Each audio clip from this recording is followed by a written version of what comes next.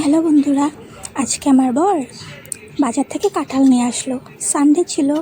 বর বলল আজকে নাকি ওর মাছ মাংস খাওয়ার ইচ্ছে নেই, কাঁঠালের তরকারি খাবে। তো কাঁঠাল নিয়ে আসলো, কিন্তু কাটতে আমার একদমই ভালো লাগে না। আমার কাঁঠাল তরকারিটা বানাতে একদম ভালো লাগে না, কাটতে যে কষ্ট।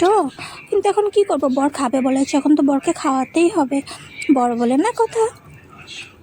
কাঁঠালটা কাটার সময় হাতে একটু তেল মেখে নিতে লাগে, না তো এই যে আঠাগুলো আছে না, ওগুলো একদম পুরো হাতে লেগে যায়। পরে পেঁয়াজ কুচি কুচি করে কেটে নিলাম, রসুন কেটে নিলাম, আদা আছে, সব একসাথে করে মিক্সিতে গুঁড়া করে নেব। তারপর এগুলো পেস্ট করে একটা বাটিতে ঢেলে তরকারিতে দিয়ে দেব। আর তরকারিতে দেওয়ার পর একটু হলুদ দিলাম, তারপর একটু জিরে গুঁড়ো দিলাম, তারপর একটু ধনিয়া গুঁড়ো দিলাম।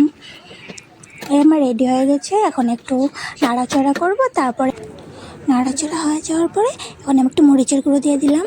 তারপর একটু নুন দেব নিজের টেস্ট অনুযায়ী। আপনারা নিজের টেস্ট অনুযায়ী যতটুকু লাগে ওটুকু আপনারা দিতে পারেন। তারপর একটু মজাবো। যখন মজানোটা অল্প অল্প হয়ে যাবে, তারপর আমি একটা থালা দিয়ে এটা ঢেকে দেব কিছু মিনিটের জন্য।